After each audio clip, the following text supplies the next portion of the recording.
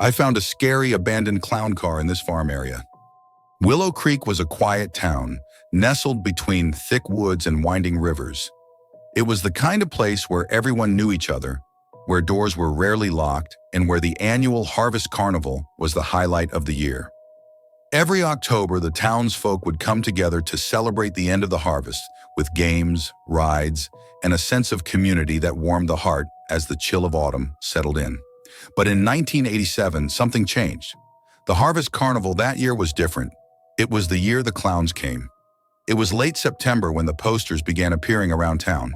They were bright and colorful, advertising the magnificent Macabre Circus, a traveling carnival that promised thrills, chills, and an unforgettable experience.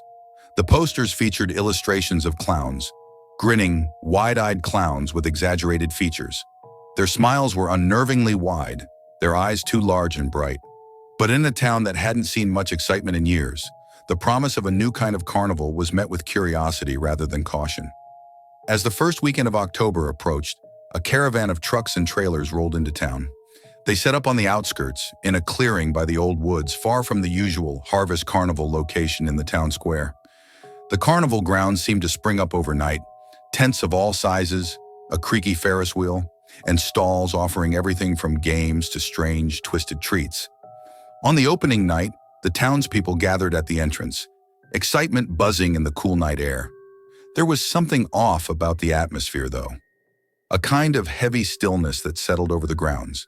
The air smelled faintly of something sour, like rotting leaves or something worse. But no one wanted to spoil the fun.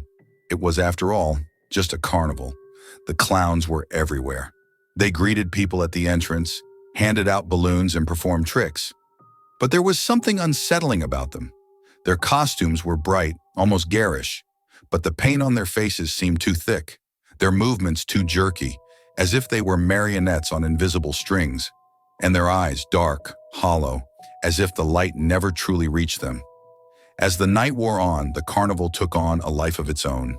The Ferris wheel creaked and groaned as it turned, the lights flickering in and out.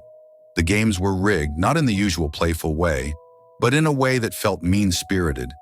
Prizes were odd, disfigured dolls or strange trinkets that felt wrong in your hands. And the clowns, they were always there, just on the edge of your vision, watching. By midnight, the crowd had thinned. Families with young children left first, feeling uneasy without knowing why.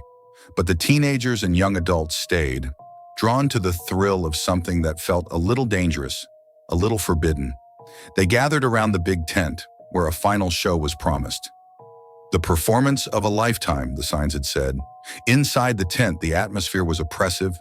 The air was thick with the smell of must and sweat. The lights dimmed and the clowns filed in, their wide grins catching the light, making them seem even more grotesque. The ringleader, a tall, thin man with a face hidden behind a mask of glittering silver, took the stage. His voice was smooth, almost hypnotic as he introduced the show. What followed was a series of bizarre, twisted acts. The performers were contortionists who bent in ways that seemed impossible, fire eaters whose flames burned too brightly, too hot, and the clowns, always the clowns, performed strange, unsettling skits, their laughter echoing through the tent, a sound that dug into your brain and wouldn't let go. Then, without warning, the lights went out. The tent was plunged into darkness, and the laughter of the clowns grew louder, more distorted. People screamed, but it was as if the sound was swallowed by the night. When the lights flickered back on, the clowns were gone, and so were several members of the audience. Panic erupted as people rushed to the exits, but the tent had changed. What had been a simple carnival tent now seemed endless, its exits impossible to find. Outside, those who had left earlier began to hear the screams. A few brave souls ventured back, but they found nothing. No sign of the tent, no sign of the people who had been inside. The carnival grounds were empty, as if they had never existed. The next day, the town was in shock. Dozens of people were missing, but there were no signs of a struggle, no clues to where they had gone. The police searched the area, but the clearing by the woods was empty, the ground undisturbed. The only thing they found were the posters, now torn and faded, fluttering in the wind. As weeks turned into months and months into years, Willow Creek tried to forget the events of that night. The Harvest Carnival was never held again, People moved away, unable to shake the feeling of dread that hung over the town. Those who stayed avoided the old woods, where strange sounds were sometimes heard at night. Laughter, faint and distant, carried on the wind. But every year as October approaches, new posters appear in the town square. Bright, colorful posters advertising a carnival that no one ever sees setting up, with clowns that no one ever sees arriving. The people of Willow Creek know better now. They don't go to the carnival. They don't talk about that night, and they never ever follow the sound of distant laughter that sometimes drifts through the streets after dark. But every year, a few brave or foolish souls ignore the warnings.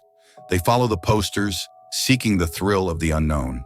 And every year, more people disappear, swallowed by the fog and the night, never to be seen again. The clowns are still out there, waiting for their next audience,